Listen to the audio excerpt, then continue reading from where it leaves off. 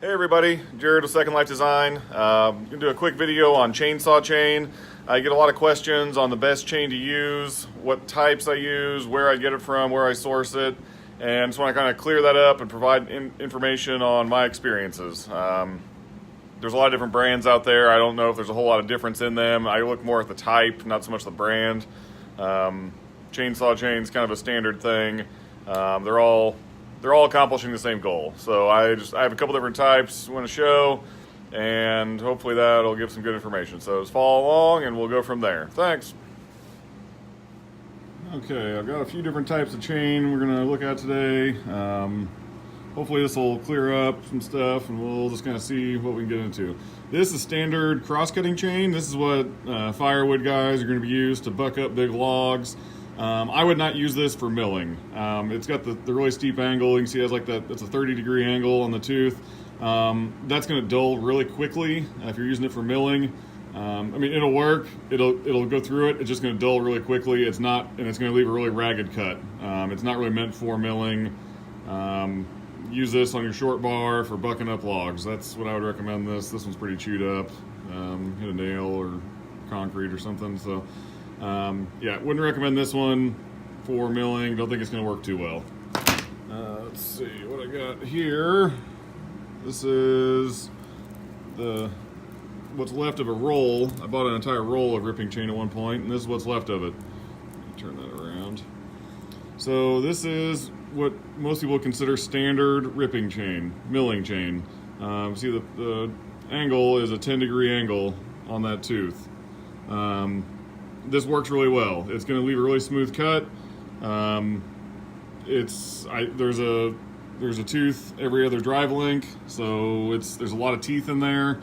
I think if someone were to do some experimentation with skip tooth chain, where you had more of a gap in between, you can see that it's a fairly small area. There's a lot of teeth in there. That doesn't leave a lot of room for material to get out. The cutting is one thing, but getting the material cleared out of the kerf is the other. That's the big fight I think a lot of people don't realize they're going against. It takes so much longer because you're getting all that sawdust out of the kerf, and that takes up a lot of time. So I think a semi-skip tooth or a full skip tooth chain with the milling profile with that 10-degree angle could do a lot of good. I think it's worth experimenting into. I don't know if I'm gonna have time for it, but in different types of wood, it'd be hard to get exact kind of clear results on it, but I think that would be worth looking into. This stuff you can get this online at a lot of different places. It's available wherever. I sourced this whole roll through Bailey's online. It was a good price. They had a good promo code, so that's where I got it. But yeah, it works pretty well. Pretty cheap. I think it's probably like 30 cents a drive link.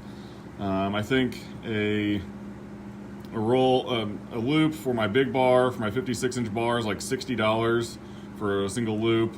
That'll generally get me 3 to 4 small logs or 2 big logs before I'd have to sharpen it. So I mean, it's all kind of relative. If you hit a nail, it's going to take it out. If you hit barbed wire, it's going to take it out. Doesn't really matter, but I mean, that's what's available. That's kind of the standard. Yeah, this one's still very sharp. You can see, but it's the flat profile. That 10-degree angle keeps it sharper for a lot longer. What I have recently come upon, what I'm going to be running from here on out, is this chain that is specific from Granberg. Let me get this positioned here, a little bit better orientation. So this is the Granberg specific milling chain. You'll see it's kind of unique. It's got 2 cutters that are the standard, what we just looked at, the 10-degree angle. And then it has 2 cutters that are really narrow. They're like half the tooth is gone. I don't know if you can see the difference there.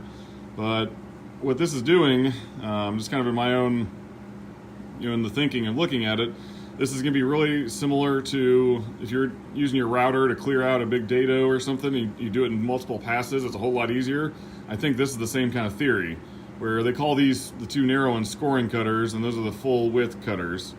So what it's really doing is just kind of taking the load off of the big cutters by taking out, a third of the material, half the material, whatever, to kind of help break it up. I will tell you, this stuff is a lot faster. I was able to go through logs quicker with this. I think just due to that theory of loosening up some material, taking out a partial cut, makes a big difference. It goes a lot quicker. It seems to last longer.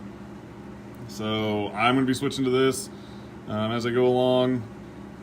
It is a little bit more expensive. If you were to get the same loop that was $60 for the regular milling chain, this is about $70 or $72. So 15% more cost. But if you're looking, it's $10 over the. If you look at that, in all the slabs you're creating, that's nothing.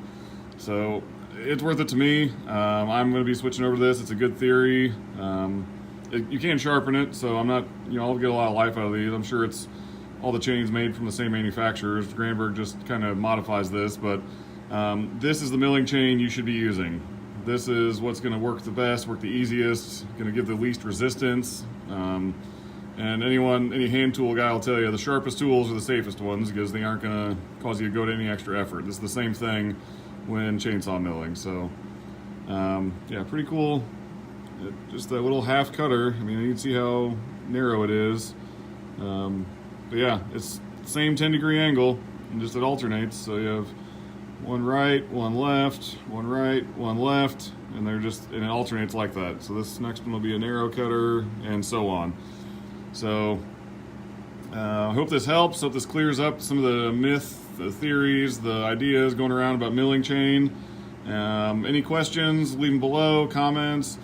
Hit the like, subscribe buttons. Those help me out a lot. Any other questions, find me on Instagram at Second Life Design, and thank you.